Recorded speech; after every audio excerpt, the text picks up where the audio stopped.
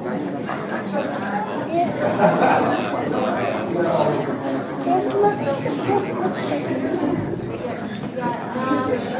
everybody, good afternoon.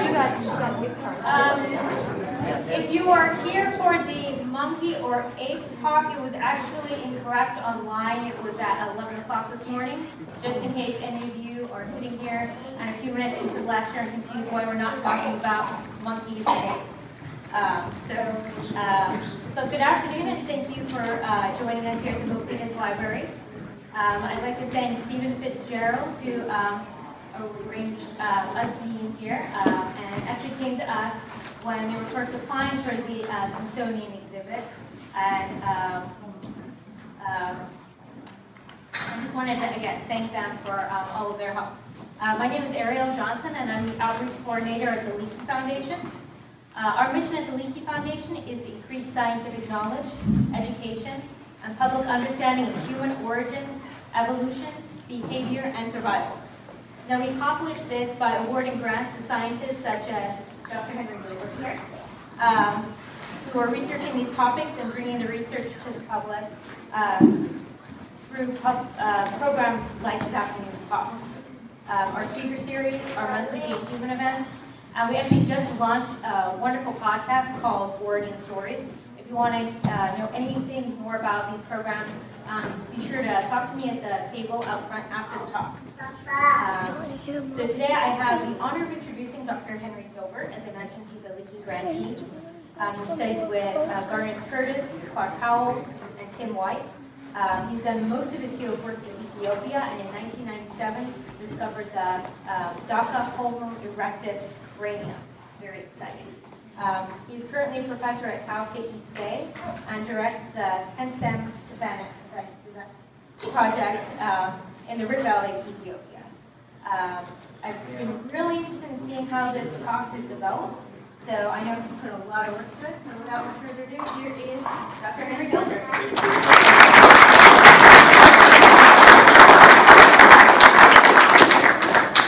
All right. We can make this work. Literally, figuratively. Let's see if we can make this talk work. It's not something I've really done before, not sort of politically about the human fossil record. I'm having trouble hearing your voice. Okay, I'll do my best to try to speak up, right? Do my best. I've got a microphone, it's kind of a big room and everything like that, so I'll do my best. But my name's Henry Gilbert, and I'm a professor at Cal State East Bay, as I was already introduced. And I'm going to be talking about the human fossil record, but I'm also going to be talking about kind of the way things are now in the human fossil record and how it relates to like a lot of different things, right? Because, I mean, we're sort of in a secular world, aren't we? Kind of. I mean, we always have been, right? And I guess probably the people that are coming to a talk like this are already there. But it's true. You know, we're not really in the whole creation, evolution, controversy zone anymore, right? I'm sure some people would argue with it, right? Some people would argue with it. But as far as like the evidence and all that kind of stuff, we're out of that zone. And to kind of sort of reiterate that, there is that skull that I found. So at least I'm out of that zone. Right? Me personally, I found that. And what that means is that like all those questions that you might have about creation and evolution, like all that like controversy stuff, for me anyway, it just doesn't make any sense. Imagine that. Put yourself in my shoes. You guys might like entertain the controversy a little bit.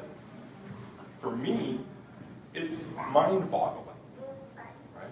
Mind-boggling. Why would you ever question such a thing? I mean, I guess that the reality of it is a little bit hard to access, isn't it? That's kind of one of the issues, right? There are some great presentations out there, some great casts and everything like that, but the reality isn't quite there. It's hard to get to, not just because of access to fossils, but because of access to information. Oops, too fast. Okay, so a really fast segue. Right? Did you guys see that at the bottom of the screen when we came in here? How is our democratic republic doing? Yes. How is our democratic republic doing? C minus. C minus. We're still voting, right? Not a lot of like violence at the polls yet, right? But we've been thinking a little bit about it recently, right? We've been thinking about it in the last 20 years or so. I mean, I guess it's memory, right? We're sort of in a different zone if we start talking about way back. But you know, there's some questions about its functionality these days, and you start to question things, especially when you start thinking about the way that like we interface with the rest of the world, right? Because we interface with the rest of the world in a lot of ways, and you know, there's a lot of we do sort of think about the values that we have, or the values that we think that we have, as something that we like to export, I guess, if that's the right way to think about it, sort of. I mean, what are those values anyway? Anybody thought about it for a while? Right? Like democracy, maybe, kind of. Human rights, right? That was made up here, that word, those two words together here, right? Freedom of speech, assembly. How about economic collaboration? Is that a freedom, or is that something we don't like anymore? Okay. Religion, political theory, thought. You guys went to class. Where did those values come from? Was it Athens? They played around with it for a little while, right? They did. The Romans talked a lot about Athens. How was democracy there? Well, it was sort of a republic for a while, right? And then it stopped being a democracy altogether, and they talked about Athens kind of like in a mob rule-y kind of a way, and that's kind of the way that it stayed for a really long time. You know, you go through the Middle Ages, no matter where you are, the Dark Ages, you don't have democracy happening anywhere. Right? So when we think about where democracy comes from, right, our democracy, the way that we do it, it's not really from Athens. We can sort of trace those kinds of threads back, but that's not really what happened. It kind of happens at a different time. It happens during a time, have you heard of the Enlightenment? How many Enlightenments have there been? That's something I teach in my classes. Well, I guess it depends on how you look at it. There have been a lot of moments in time in different places where you have, you know, whatever social, cultural, scientific forces aligning in a way that you have free thought and expression, and you know, some of those notions that we associate with Enlightenment happened in Baghdad, 600 to 700 AD. There's a couple of different, places where we've seen Enlightenments go down, but the one that we can sort of think about when we're thinking about where democracy comes from, or where a lot of those values that we think of, is the Enlightenment that happens in the western part of Europe. And there's a whole bunch of stuff that goes along with that I think, and I'll make an argument, is really related to sort of a scientific view of human origins, right? Or what human nature is, or what humans are, right? Okay, so you guys heard of Hobbes, Descartes, Locke, those guys. What are they famous for? That's just the beginning of things. Progress, in thought, openness, empiricism, civil rights, thinking about like things mechanically instead of just this sort of weird, sort of metaphysical universe, bringing it home, right? What about Leviathan? Anybody know one of the things that's famous? People think about it as being sort of secular, but it's not really secular. I mean, Hobbes talks a lot about devotion to a religion. Doesn't really care what religion it is. Like I sort of suppose it should be the Church of England, right? But it doesn't really matter to Hobbes, right? There's some basic sort of tenets of natural law that he lays out. Just kind of the things that humans naturally need. You know, they don't want to kill each other. But that natural part of it is sort of an important thing.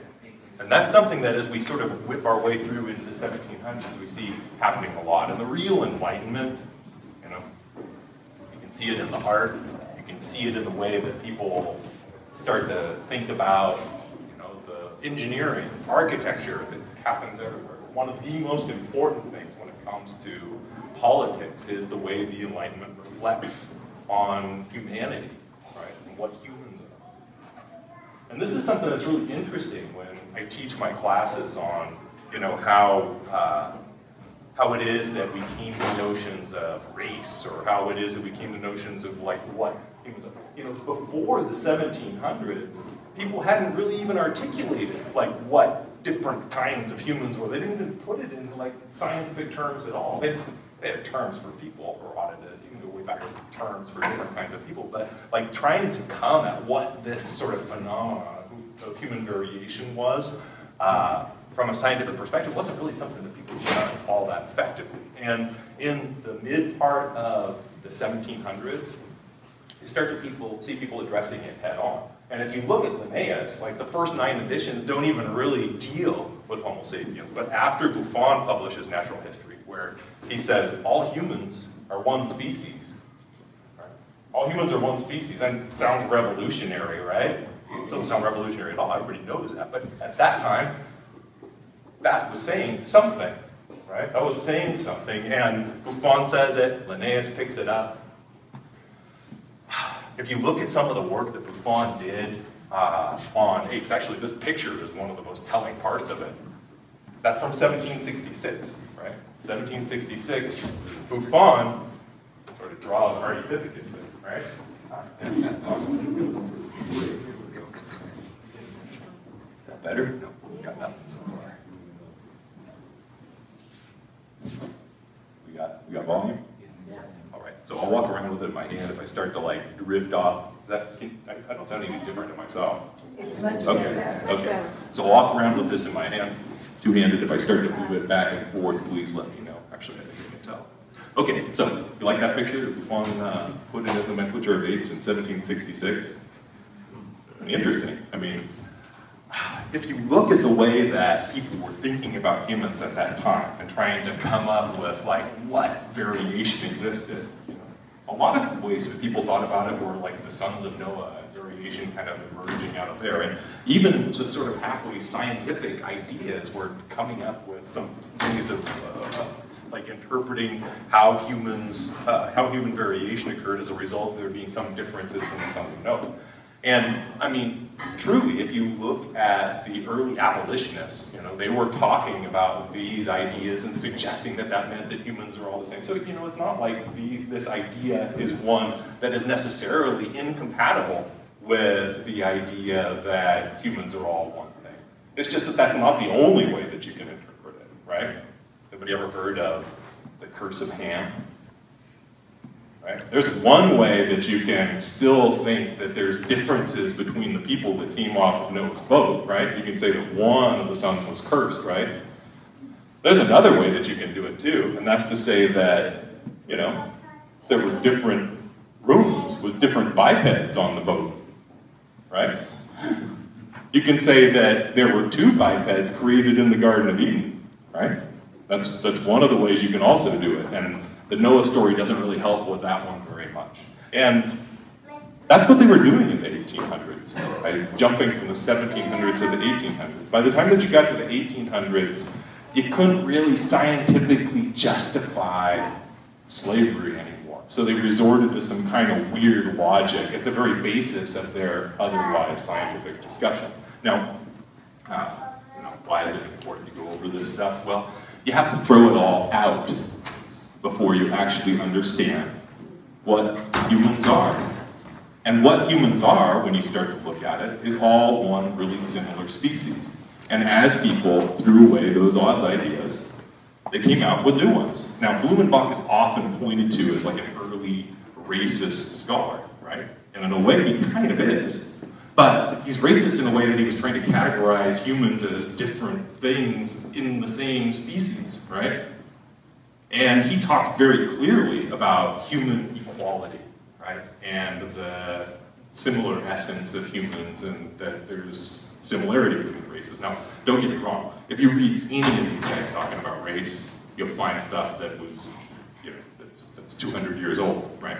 But if you look at it in the grand thread of things, you can follow this trajectory into concepts of unified humanity. And it's not such a stretch to draw this into our own revolution. A little bit of a stretch. If you bear with me a little bit, I can do it though. Okay, so Blumenbach had this friend, Joseph Banks. Any dilettantes out there?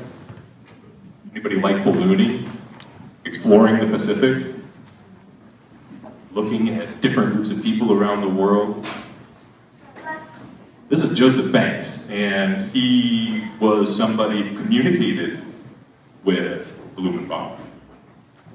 He communicated with Linnaeus. He communicated with Ben Franklin at that time, right? So there's a circle of people. And Ben Franklin invited this guy named Thomas Paine to the United States. Have you heard of that guy? Yeah. From your American history class? A little bit, right? You're in England, did you hear about Thomas Paine? No? No. Yeah, they kind of buried Thomas Paine in England. They don't like him. Some people like him. In fact, some people say he's the very best Englishman. But anyway, we'll come back to that, I suppose. So Ben Franklin invites Thomas Paine, and you know, I don't know if Thomas Paine ever read any Blumenbach, but the first thing that he does when he comes to the United States is starts writing little sort of features for magazines, and one of the very first is called African Slavery in America.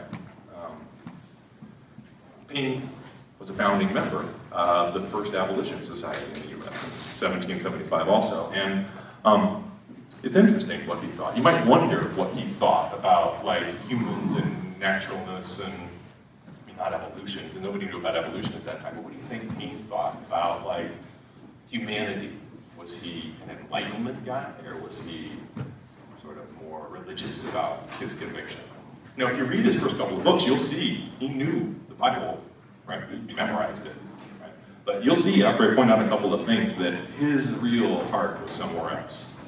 Somewhere very far away, indeed, from that. And I don't think it's a stretch to make this connection between the Enlightenment and new ideas of what humans are and questions about slavery and human rights. Thomas Paine is the one who actually came up with the term human rights. So, 1775, the same year that Blumenbach publishes his treatise about humans all being one thing and everybody being sort of equal, Thomas Paine is also publishing about how bad slavery is. And they had mutual friends, sort of. You know, a little bit of a stretch. Franklin was actually writing to the guy about ballooning and not humans. But Franklin is actually somebody who had sort of a lot of things to say about humans. He talks about the hands being free for the use of tools, right? That's one of Ben Franklin's ideas, along with Blumenbach. Here's a couple of passages, just for the fun of it. I've got a couple of passages from different Paine books. While other evils are convinced and bewailed, why is this not especially and publicly? That many civilized, nay, Christianized people, and see how he makes the distinction between civilized and Christianized. That's sort of something that he does a lot of. People should approve and be concerned in the savage practice is surprising. Christians are taught to account all men their neighbors and to love their neighbors as themselves and to do all men as they would be done by. To do good to all men, and men stealing is ranked with the enormous crimes. See if I can get through a few more of these guys. Is this doing to them as they should do to us? If they could carry off and enslave some thousands of us, would we think it just? You can see a couple more of these quotes in here. This is 1775. Thomas Paine writes African Slavery in America. 1775 is also the same year that the cotton gin was developed. So at the same time that all this stuff is starting to happen is exactly the same time that cotton becomes one of the most lucrative crops in all the United States. And it happens to be at exactly the same time that, you know, they gotta keep all those colonies together to fight England. So it's sort of a weird time, like I guess a lot of times are. So cotton gin is at 1775. Well, let's look at this guy, Thomas Paine. So we've kind of established that he's a human so far, but he's actually really central to the United States in a way that we don't learn about very much, right? There's a lot of discussion about how much of a hand he had in the Declaration of Independence. He's certainly like the most prolific pamphleteer of the American Revolution, friends with all those guys. He hands out pamphlets, right? Common Sense is one that you might have heard of. He's famous for, in that one, saying, "Give me liberty or give me death," right? That's the classic Thomas Paine statement, but he says a lot of stuff in Common Sense that starts to show a little bit about his naturalistic leanings. One of the strongest natural proofs of the folly of the hereditary right of kings is that nature disproves it. Mankind being originally equals in the order of creation, he does use words like creational law, he's a deist. The equality could only be destroyed by some subsequent circumstance. for all men being originally equals. See all these ways that there's a discussion about natural, sort of, a natural state of humanity that gives you these sort of inherent rights, right? Libertarians love Thomas Paine, as do Orwellian socialists, okay? So as a guy who has a mixed set of fans, right? Government, even in its best state, is but a necessary evil, but its worst state an intolerable one. That's a Thomas Paine quote, that's what the libertarians love him for. A government of our own is our own natural right. So this is the pamphlet that's being passed around along with another famous one, the Civil Crisis in America, being passed around by Thomas Paine.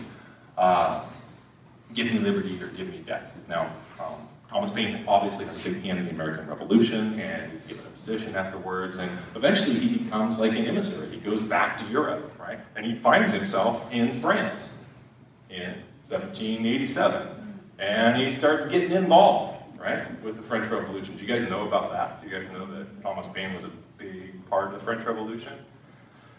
He was, and there's a whole bunch of sort of rights of man kind of stuff that happened during the French Revolution. In fact, there's the Declaration of the Rights of Man that's part of the French Revolution, right? And that's in 1789. You guys know about the story of the Key to the Bastille? No. No, you guys need to know the story of the Key to the Bastille. Well, Marquis de Lafayette, right? We know who that is. That guy was a friend of the Americans. He's also still around in Paris at the time of the Revolution. And as the mobs go through Paris and start to, take over, capture the royal family and everything like that, and take over the Bastille, Marquis de Lafayette actually keeps him from killing the royal family right away. Actually kind of subdues mob rule a little bit, and he takes the key to the Bastille, gives it to Thomas Paine to take back to the United States as a gift to George Washington, where it still hangs in Mount Vernon, right? So the key to the Bastille is something that was in Thomas Paine's hands on a voyage back across the Atlantic to make it back to George Washington's house. So, it's interesting to see those connections across the Atlantic, and you can definitely see an evolution of the way that Paine expresses himself about such topics. He's decidedly more overt in his secularism in these couple of books, and he's probably influenced by the French Revolution a little bit. If you read The Rights of Man, this is actually where he argues for democratic republics. It's not in Common Sense. He talks a little bit about the way that communities are going to be involved in the ballot and that kind of representation stuff in Common Sense, but he doesn't really talk about democratic republics until The Rights of Man, and then he talks about it pretty specifically, and he's very clear about where he thinks that the idea for the way that humans should get along comes from. All the greatest laws of society are laws of nature. As nature created him for social life. So the reason humans are the way they are is because somehow they're solving social problems. It's almost presaging some things. I contemplate the natural dignity of man. Everybody know the rest of the story of the French Revolution? It had a sweet spot, didn't it? And then it sort of got rotten, right? Depending on your perspective, There are some modern Jacobins out there, aren't there? There are a few. We'll talk about that in a second as well. But Paine wasn't really cool with, capital punishment. It's one of those things that he just didn't like. And he didn't think that they should kill the king. And he didn't think that they should start chopping people's heads off. And the Jacobins didn't like that. The Jacobins were the ones that were holding the blade. And so they slated Thomas Paine for execution. Yeah. He didn't get executed. He had good friends in the United States. Or, depending on how you want to, there's lots of stories as well. Apparently he might have had his door open and they put the mark for the guillotine on the inside of the door, closed the door. Thomas Paine didn't actually get called out. That's one of the stories about why he didn't get guillotined. But he does something in jail that really gives away what kind of a guy he is. It really, really gives it away. And I don't know if you're familiar with this. You've probably heard the Age of Reason because it's actually a term that's applied to this Enlightenment era, isn't it? It's one of the words. The Age of Reason is a book written by Thomas Paine while he's in jail in France, waiting to die, right? So they say there's no atheists in the foxhole, right? Apparently there's a few deists sitting before the gallows. It's pretty fine to be a deist sitting before the gallows. And in this sort of gallows book that Thomas Paine writes, he says that priests and conjurers are of the same trade. He says, it is from the Bible that man has learned cruelty, rapine, and murder. For the belief of a cruel God makes a cruel man. One good schoolmaster is of more use than 100 priests. I do not believe in the creed professed by the Jewish church, by the Roman church, by the Greek church, by the Turkish church, by the Protestant church, nor by any church that I know of. My own mind is my own church. I've always strenuously supported the right of every man to his own opinion, however different that opinion might be to mine. And here's where I'm going to pull across this sort of natural theology to democracy a little bit. I'm going to come back to it again, but he also says, he who denies to another this right makes a slave of himself to his present opinion because he precludes himself to the right of changing it. Right? You'd have to be stupid to not think of democracy as the right way to do things. Now, remember I asked you whether or not Thomas Paine is well remembered.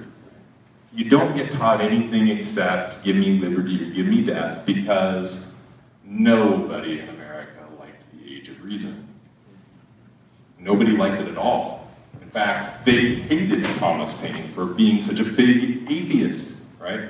He wasn't really an atheist, but certainly with passages like the ones that I just read you, and the whole book is like that. In fact, it's kind of a rambling book that points out every single internal inconsistency in the Bible, and actually starts out with a few of like the whole philosophical inconsistencies. But, you know, it's something that challenges Christianity, and it was not welcome in the United States.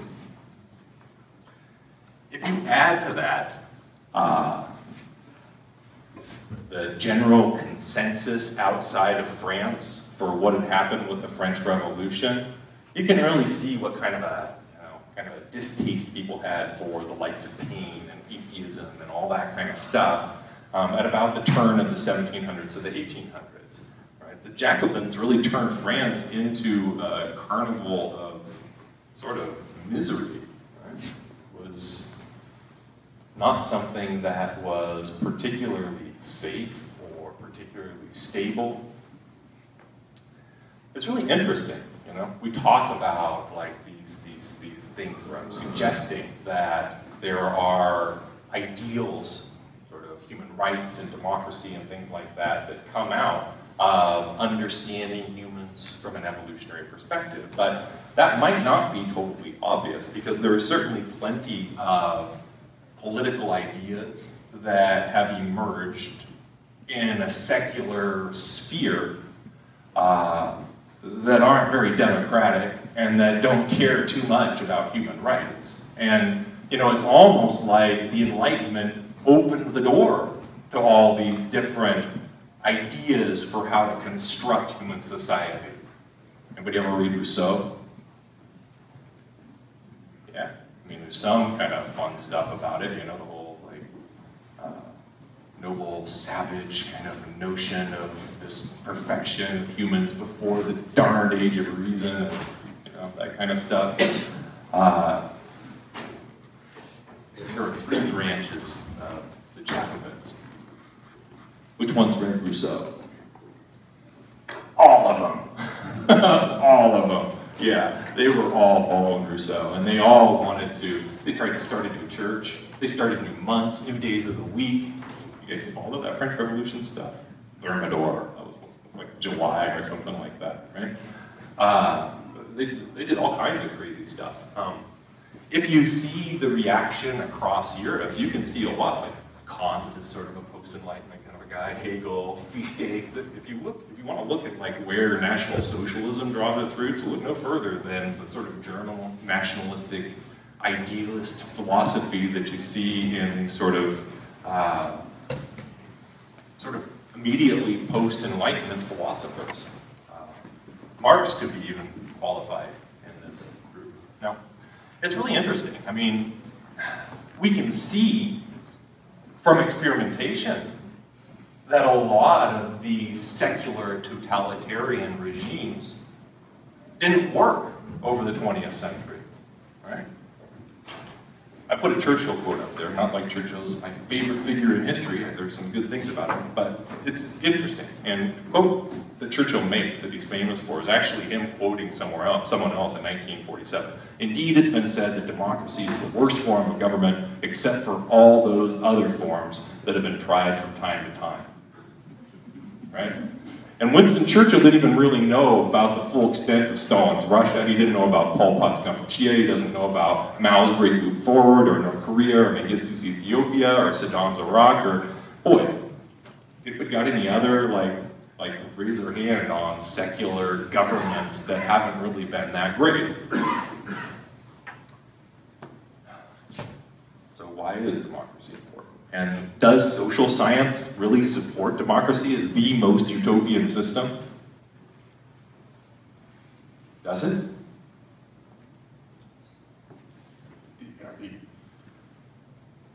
Is that even really the right question to be asking, though? Okay. What is the right government? Whose authority? Name one imposed social strategy that you're so sure that would not fail, that you're willing to put it permanently in stone, unless you decided to later change things violently. Name one policy. Yeah. Sweden's socialistic democracy. Sweden's social democracy. Wonderful. It's a democracy. So, are you asking me? Oh, am I asking you? Well, I'm asking about a totalitarian regime. You're asking about one. So, Sweden's social democracy. Okay. As a functioning way of government that I could support. Okay. I hope that was the question. Name an imposed social strategy. So imposed, I think, is the particular word here that sort of goes against the democratic part of the socialism that you're suggesting, right? So if somebody came and told me, Sweden's system works really well, you're going to do that here. What I would say is, can't we vote, please? Because I'm thinking that things are different here for various reasons. Maybe it's not going to work the same way as it does in Sweden, right? That's what I would say. And if you were to come to me and suggest that there were some pretty major ways that humans could sort of socialize with some sort of government assistance, wonderful, wonderful. I'm a socialist too. I just want to vote on it in case it doesn't work. Okay? So that's what I'm suggesting here. So. Rousseau's socialism, no thanks. If I grew up in Sweden, I'd love it, probably. They got a pretty good lifestyle, except for the winters, which kind of suck. So, this is a good question to follow up. Is science a collectivist institution? Is it? Is it democratic? Is it authoritarian? I know when my students are wrong.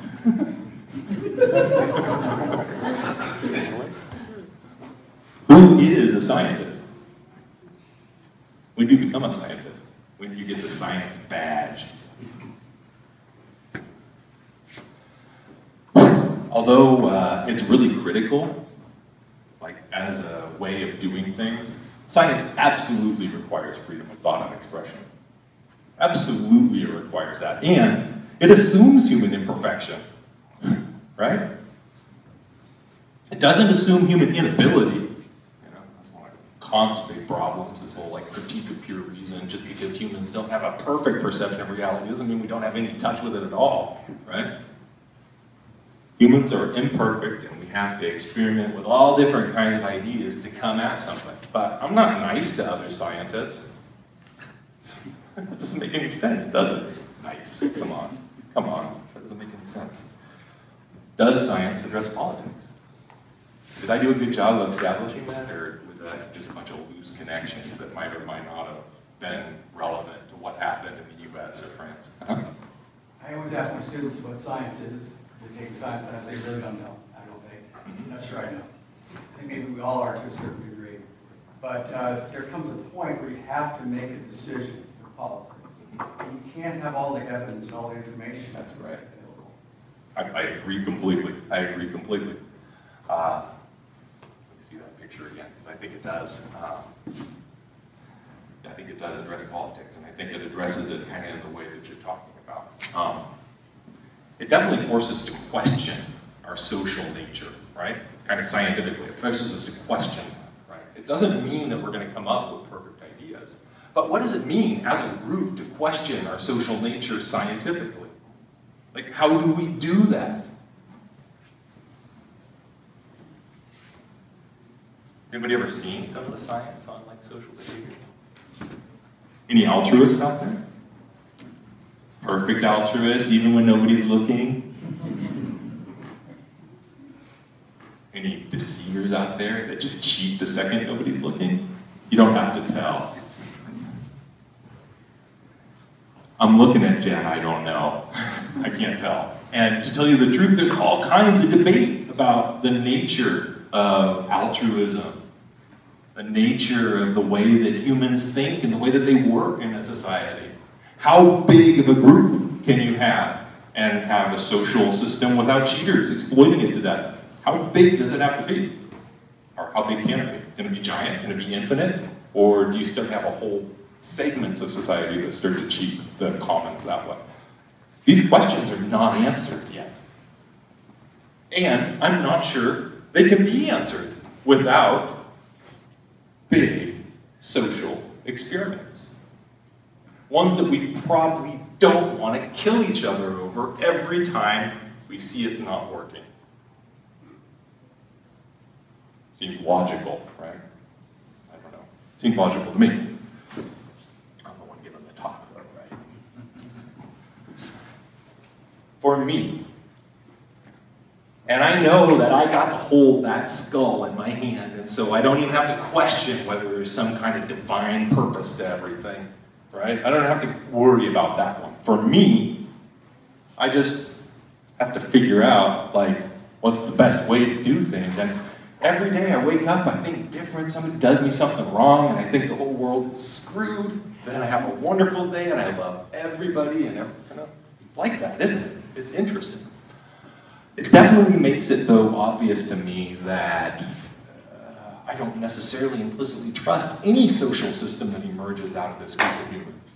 I live in them, I'll participate in them constructively as much as I can, but it does mean that there is no system that you should just assume works. And that means that we've got to be kind of pragmatic and that we've got to be kind of scientific about it. And that means that we've got to preserve our ability to change it. If it doesn't work, and if we want to vote for a giant collective and it works, I mean, who knows what technology is going to make us capable of? Beautiful. If it starts to not work, then I just want to have the right to change it.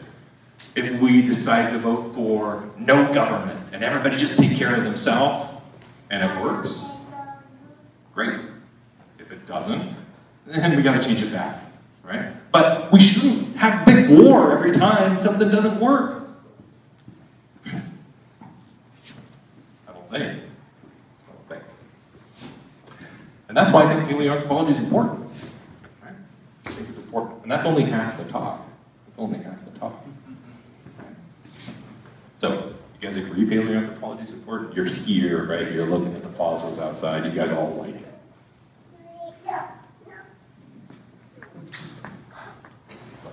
Here's a major discovery of a human ancestor spread across the globe. This should be good, isn't it? If you agree with that first part, it should be good, shouldn't it? Should be good. Anybody know who this guy is? Nobody. That's right. You've seen the pictures. He's famous, or she's famous. They didn't say he or she. It's got a small skull, though, so probably a she. New species of human ancestors found in South Africa. Archaeologists believe they may be one of the first to master the use of fire and have burial rites.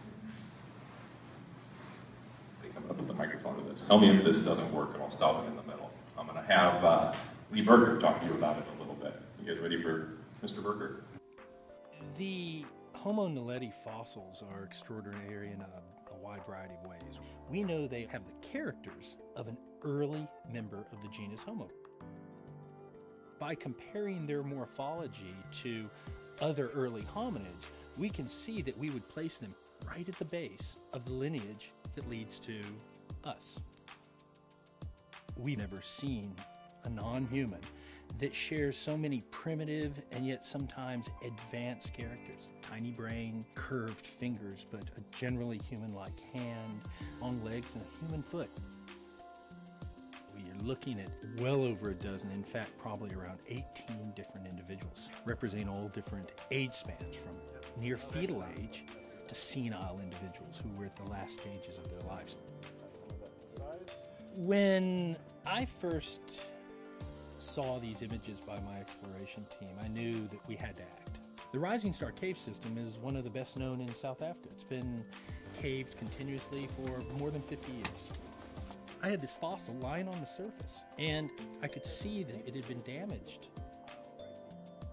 So I called National Geographic to put together an expedition, fast. How you getting inside? The entrance is very, very difficult. To get to it, you have to move through a 7.5-inch slot, wiggling your way across sharp rocks before you drop into this remarkable little chamber. And the floor is quite literally comprised of parts of the bodies of these human ancestors. Fixing that now on the team. Look at this. Whoa! Tell them they're a go to collect. All right. You got the fossil, huh?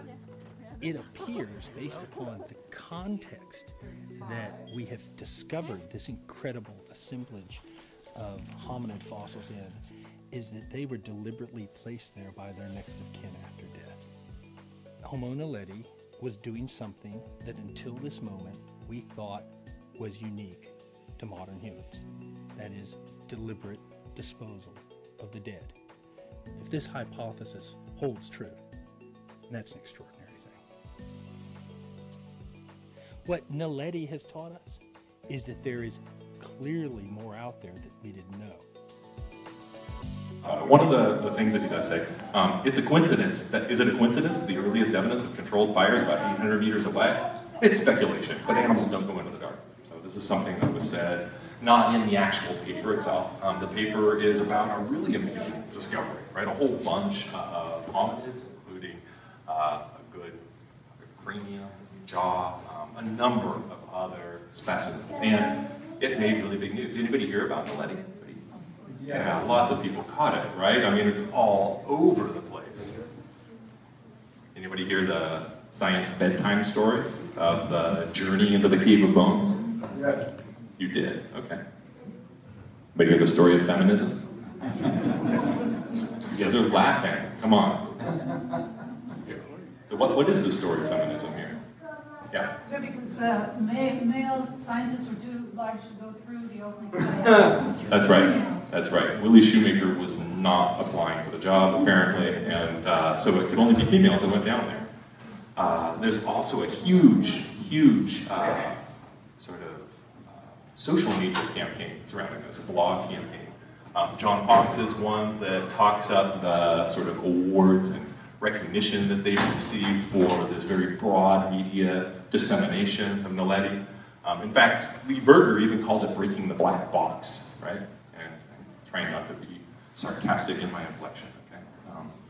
Breaking the black box. Professor Lee Berger calls it breaking the black box. By breaking the black box, he means that the way those who came before him conducted scientific explorations.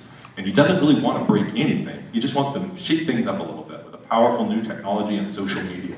The search for Homo naledi has made use of technology right from the start.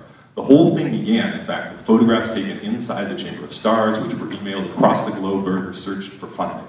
To lure international explorers, the professor posted an advert on Facebook. Before long, he had over 60 applicants ready to be interviewed via Skype, blah, blah, blah, blah, blah.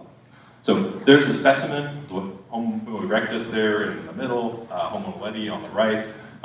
It looks a lot like Homo erectus, right? If you were to ask me what it is, it's Homo erectus, right? And I'm not the only paleoanthropologist who thinks that. Maybe this isn't the right venue for me to say my opinion. It's okay. Is it okay for me to talk about it in this venue? Where is it okay? Because I'm an expert. I spent 20 years memorizing the human skeleton. I found, excellent. We want skepticism. I love that. I was trained. I've got scars. I'm a scientist, right? I can take it. Anything you ask, I can take it. On this one, it's Homo erectus, and there's a couple of really easy things to point out on that.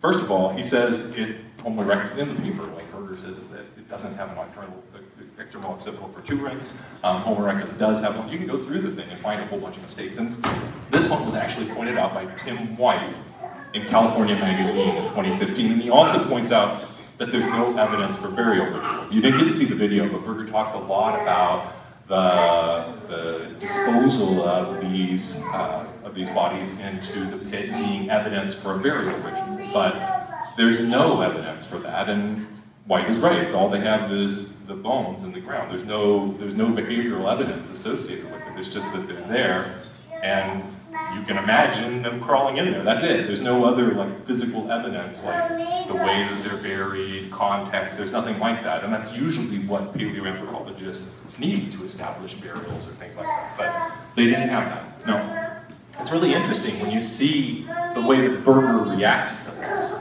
because in that same Cal magazine report where Tim is quoted, they also got in touch with Berger, and Berger says, I can assure you the debate on Homo naledi being primitive, whatever that is, will not be settled in the media, either traditional or social. Tim continuing to use the media to argue whatever unsupported case he has for such assertions, blah, blah, blah, blah, blah, blah. Basically goes ad hominem on Tim for using social media. What about the black box, Berger? What about the black box of social media and your wonderful campaign to spread this information everywhere? He has his fans. If you look at the comments, what comments? Where were comments 20 years ago? No such thing, right? Maybe letters to the editor, but now everywhere, including the eLife publication that published this. You can go make comments and discuss underneath it. Anyway, this is an embarrassment for White and shows why he advised others not to say things without doing his little fact-checking first. I mean, he already knew the facts because he's an expert. I was under the impression that alumni magazines are supposed to showcase actual accomplishments of faculty, staff, and students in their institutions, not just rebuttals, blah, blah, blah, blah, blah. The internet did not like him for that. The internet liked Naledi. Why would you ever want to say that human evolution is bad? Shame on you for saying human evolution is bad, for not cheerleading human evolution. Shame on you. You guys see this one? A couple of weeks ago? Yeah. It made it all over the social media. Okay. They took brain scans and basically looked at white and gray matter, and it looked the same in males and females, and they concluded that male and female brains are the same. They concluded that, just from the gross anatomy of it. And it got picked up like crazy. I'm not going to read all the stuff that they did, but I can tell you that they did a gross anatomical analysis of brain scans. They did not look at connections. They did not look at function. They cited an article from 2 years earlier that did look at all those connections and found significant differences between males and females, but they didn't actually cite it because they checked the work. They just cited it as a different view than theirs, right? Now, who decides if it's right or if it's wrong? Who decides that? Well, the social media? Not really. But if you look at the way it plays out in the social media, you can see a couple of really interesting things. This guy who is Rojas complains about it, and then they say, well, you shouldn't be saying anything without seeing the original study. They give the guy the original study, and it's kind of like, you know, now you've got to read it, and then he reads it and says, I'm still not sure. And they say, oh, well, it wouldn't get into that journal unless it got peer-reviewed, so it must be good, right? As a therapist, I'm delighted to have this information and intend to share it liberally, right? Away it goes. Every, like, hack little slime rag that the internet had that everywhere. And it's not even real in terms of behavior.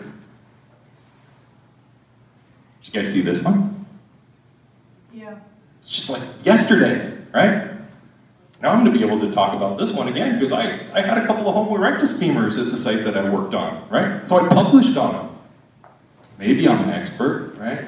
Maybe should I talk about them in relation to this one? Because this one made a big splash because the femur, you guys know what the femur looks like? The femur looks primitive.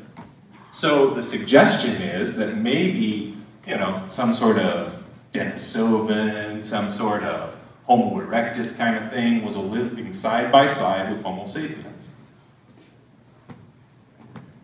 This is a graphic from my chapter on Homo erectus femurs, where we look at attachments of the gluteal muscles onto the femur.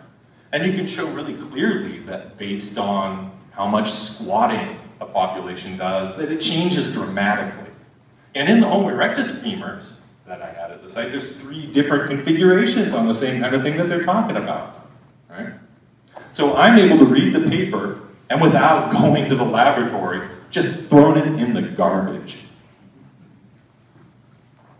I'm sorry, evolution. I'm sorry. I'm sorry. I'm supposed to support it always, right? Do you remember how old that Chinese? 14,000 about. It's from this place called Red Deer Cave. 14,000. So it's Homo sapiens time. There's no reason to. I mean, you might expect it on some islands in Indonesia, maybe, right? But there's no reason to expect on the mainland Eastern Eurasia you're going to have something that's coexisting. I mean, it's not out of the question. Don't get me wrong. You never say never.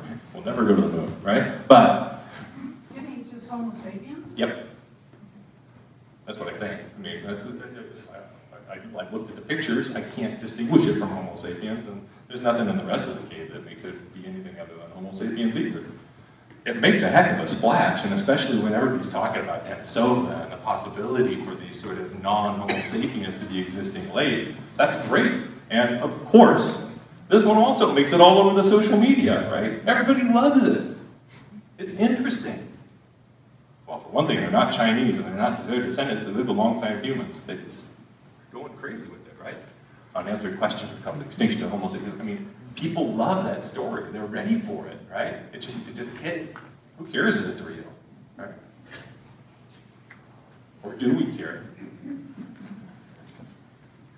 Okay. Lots more there that you can look at. So why do we?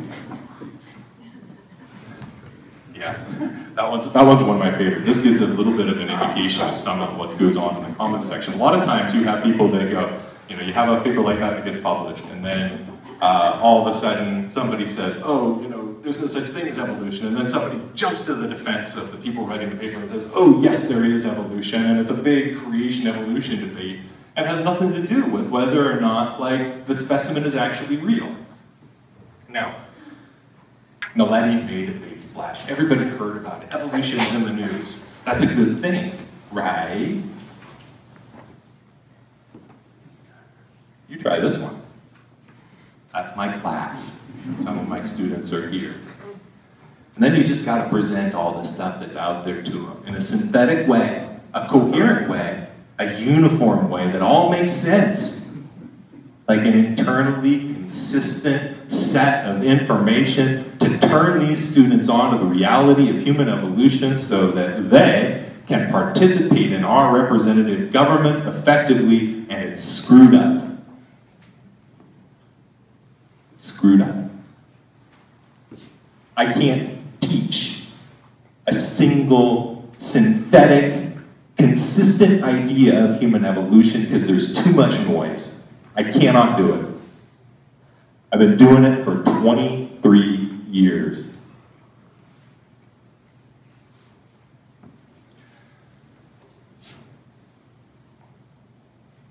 It's a beautiful set of information, isn't it? It's a beautiful set of information that they put out there. You guys like the internet? You guys like memes?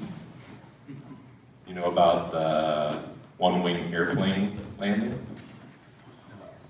How about the eagle that carries the baby away? How about the hoverboard?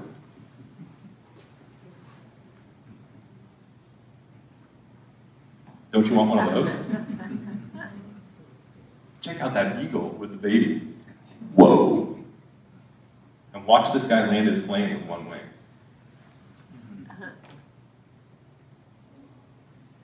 All 100% fake.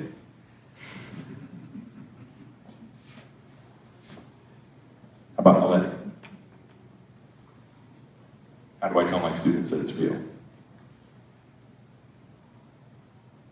In this age of information and noise, how do I separate those two things? And what about our government right now? Huh? We've got a new irrational right and a new irrational left also. People aren't reading Marx anymore. They're reading Rousseau again. There are new Jacobin societies started up in New York. Yeah.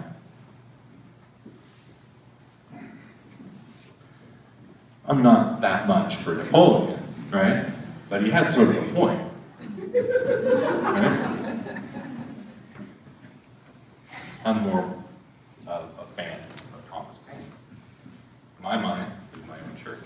And I think that that's really important. You can't walk away from a study of the human fossil record and not like have at some level that humans are all essentially biological equals at some level or another.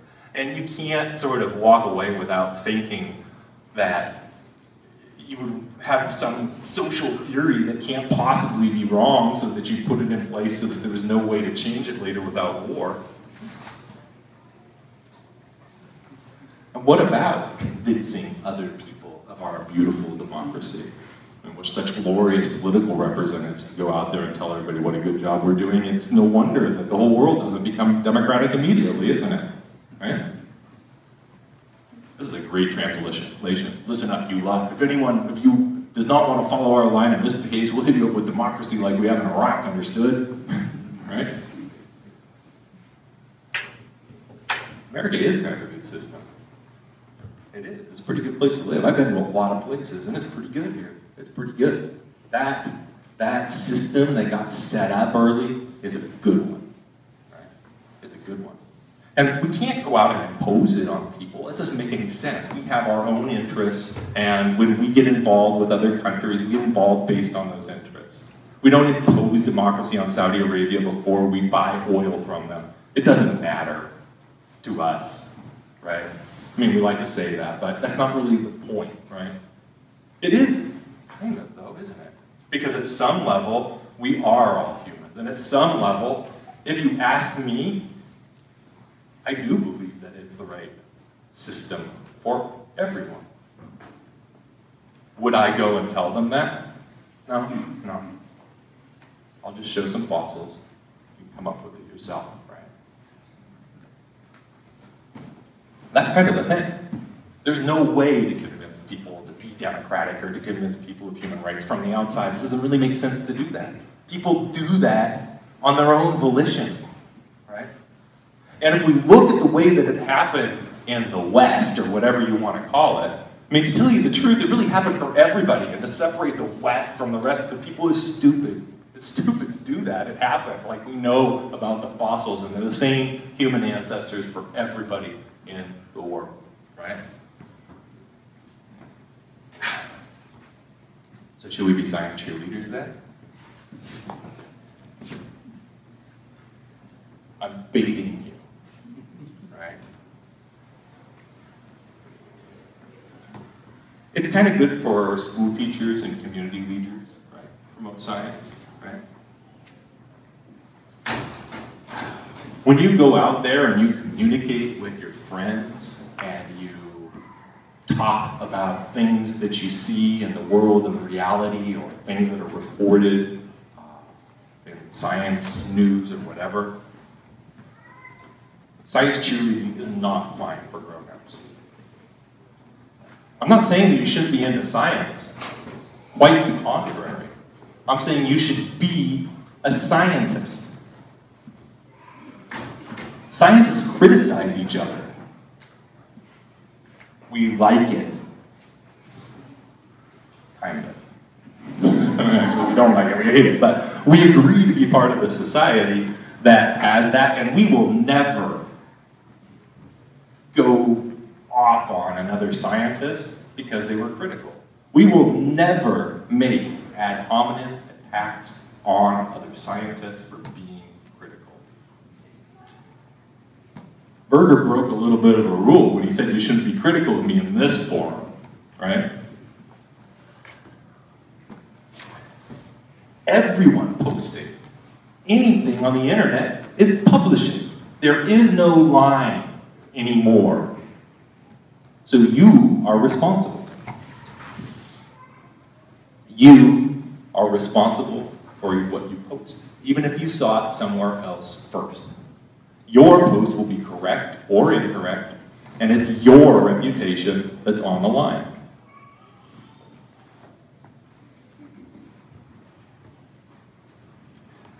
We should all form opinions based on our experience with reality firsthand, and then based on trusted sources, peer-reviewed literature, but even that has its ends. And in all peer-reviewed literature, you've got to be critical.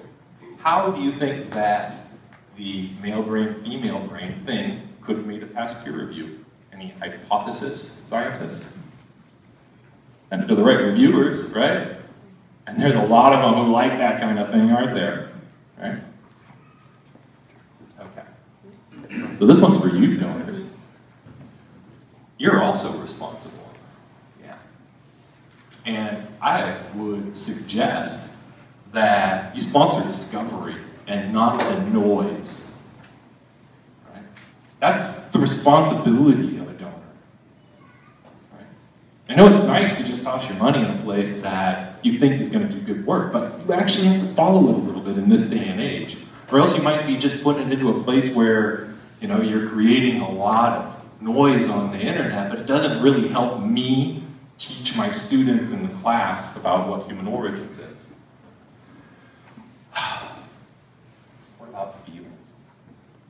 Anybody worried? Any teachers out there? Got a few teachers? You gotta be worried about the feelings of your students these days, don't you? You gotta be extra worried.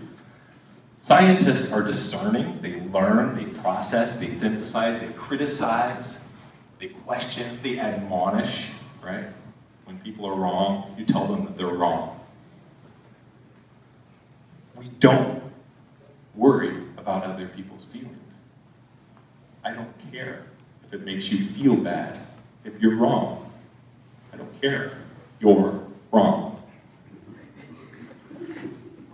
You don't have to be in this room with me, right? Okay. So what's at stake then?